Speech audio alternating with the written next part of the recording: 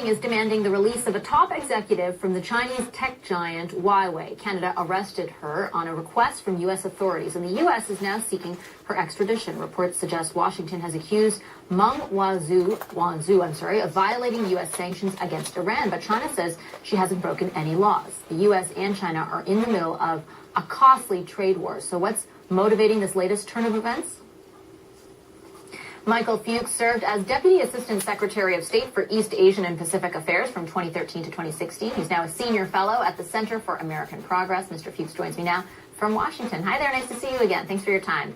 Likewise. So the arrest of Huawei CFO MENG Wanzhou in Canada is definitely making wave. Global stocks have, for example, taken a hit. From your perspective, why is the event so significant? Or what makes it significant? Yeah, well, look, this is a bombshell story for two reasons. First, if they actually arrested her, the Canadian authorities, on the request of U.S. authorities, that means that there's a very good chance that there is a very strong legal case against her.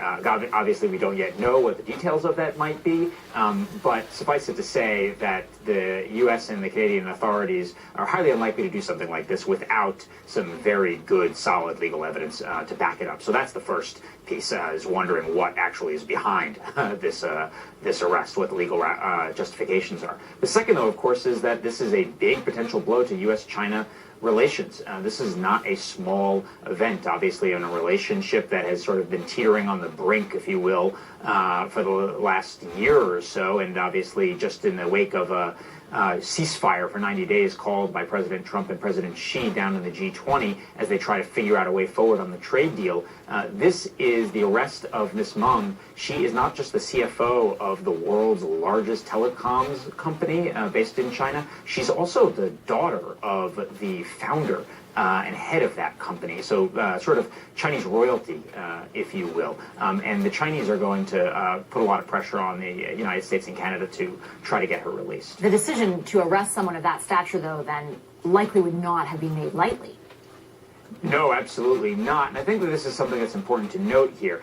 Unlike in China, where people are regularly detained without good cause, as we see with the case of 1 million plus Uyghurs in Western China right now being unlawfully detained, in the United States, despite what you might hear from President Trump from time to time in relation to the Russia investigation, the Department of Justice is a highly professional and competent and independent agency. And so they, like their Canadian counterparts who executed this arrest, would only be doing this if there was a very, very strong set of legal reasons to do this. And so, again, this is not a decision to be taken lightly. Can you talk a little bit about the relationship between this company and the administration in the U.S. and the government in the U.S.? Yeah, absolutely. Huawei, again, it's the world's largest telecoms company, the second largest supplier of personal phones in the world. They are relatively close, by all estimates, to the Chinese government, as many large companies there are. And the United States, for many years now, has had very significant problems with Huawei for two major reasons. First, because there are beliefs, there are rumors, there's the potential that Huawei is actually in violation of Iran sanctions. There have been reports out for months now that Huawei there may be an investigation that the DOJ has been doing into Huawei, which this may be a result of, for violating Iran sanctions. But of course, the second reason here is that U.S. intelligence agencies have long had concerns about the potential use by the Chinese government of Huawei products for espionage, for intelligence gathering, and so forth. There was a warning by a number of the heads of U.S. intelligence agencies just earlier this year imploring people in the United States and elsewhere not to purchase products from Huawei. What are the larger implications of the instability, the added instability this brings to the U.S.-China relationship? We've seen, for example, with the markets, but politically, what are the wider implications? Well, it makes the stakes even higher, frankly. Now where the two presidents have clearly been trying to, for the moment at least, put the trade dispute into a box and try to figure out a way forward on that. This has just thrown another giant grenade, if you will, on top of, again, an already very, very precarious relationship. And so, again, you're now going to be seen pulling into the fray here. Tech companies, both from China and the United States, who clearly are going to have some serious concerns. Think about perhaps U.S. tech executives thinking about traveling to China right now. They may think twice about it. And so you're going to bring in those communities right now.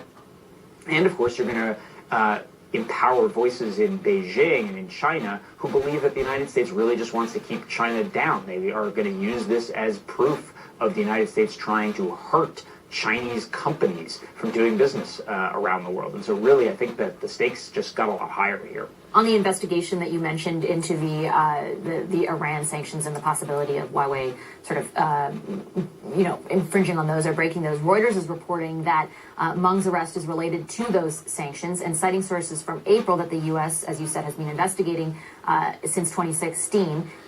I'm wondering what message this possibly sends to other countries who might be in violation of those sanctions as well. Yeah, look, I think it's important to note up front again that we need to learn more about the specific accusation. Yeah, we know just one line, basically.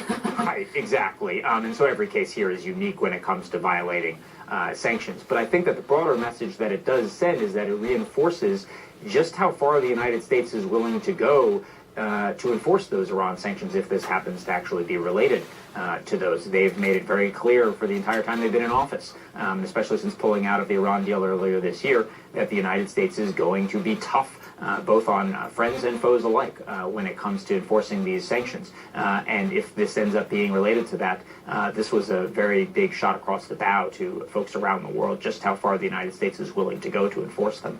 All right. Thank you, Mr. Fuchs. Appreciate your perspective. My pleasure.